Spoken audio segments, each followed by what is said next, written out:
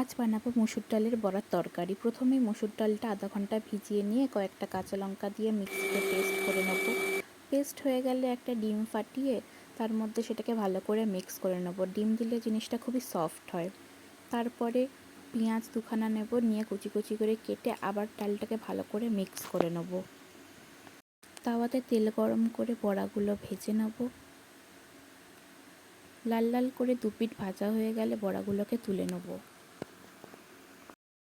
আরেকদিকে জিরে, তেজপাতা, শুকনো লঙ্কা, আলু, পেঁয়াজ সব রেডি করে নেব।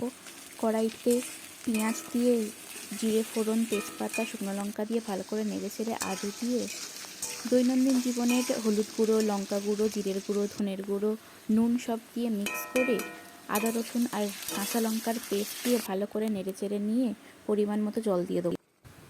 জল ফুটে গেলে তার মধ্যে বড়াগুলো দিয়ে আরও কিছুক্ষণ ফুটিয়ে নিয়ে যখন হয়ে যাবে তখন গরম মশলা দিয়ে গ্যাস অফ করে দেবো। হয়ে গেল আমাদের খুব কম সময়ের মধ্যে মসুর ডালের বড়ার তরকারি। গরম ভাত দিয়ে সার্ভ করে খেতে খুবই